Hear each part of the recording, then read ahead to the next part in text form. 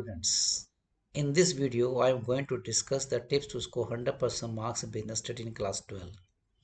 This video is meant for the CBSE board examination 2026 onwards, and it is also aligned with the on-scheme marking which has started from 2026 examination.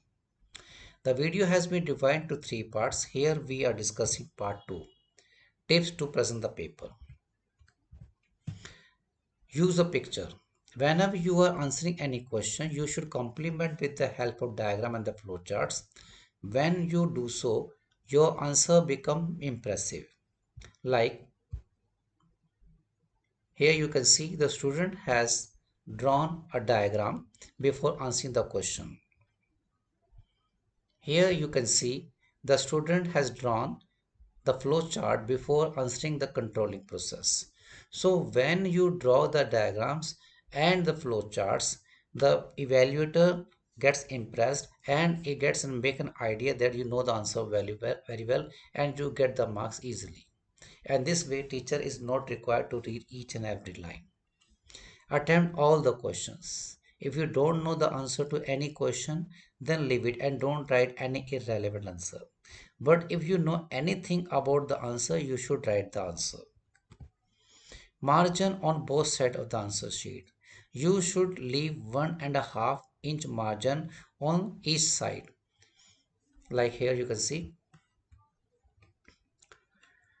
On the left side, you will find the printed line. Along with this line, you should draw a thin margin. The thin margin is basically help you write the parts of the question. And you should also draw 1.5 inch line on the right hand side. Here the paper evaluator can give the marks with the help of the mouse on the right hand side. And the total of the marks will get added in the main sheet automatically under the digital evaluation process. Use of NCERT headings or highlight your answer. Students should prefer to write the headings from the NCERT book.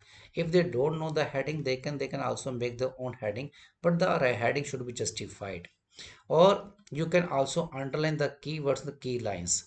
Answer written point-wise are easy to mark by the paper examiner. Avoid writing in the long paragraphs.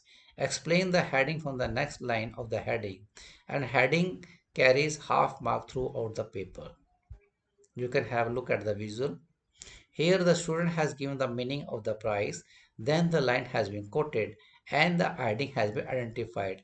After identification of the heading, the explanation has been given in the points. So thus it become easy for the evaluator to give the good marks.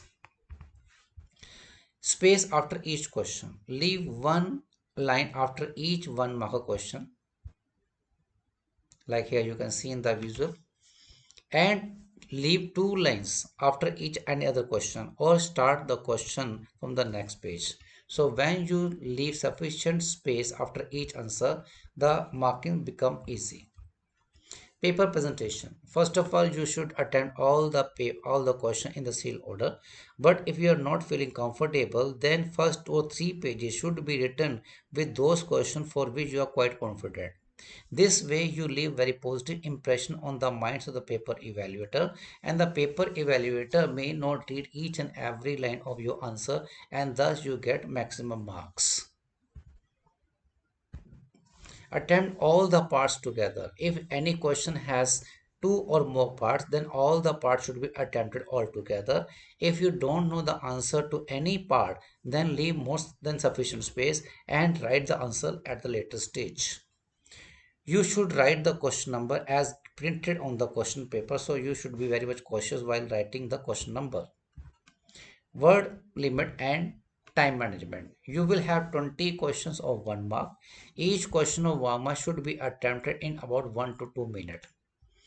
You will have 4 questions of 3 marks, and each question by default will have 3 points to be written, and the answer should be written in about 75 words. Each point should be written in about 25 to 30 words. It means you should write 2 or 3 lines to write 1 point and 7 to 8 lines for writing the entire answer. 3 mark questions should be attempted in 4 minutes each on an average basis. 4 mark question will be there with total 6 questions, and by default for 4 mark question you will have to write 4 points. And if you divide 150 divided by 4, you will have to write about 30 to 40 words for each point.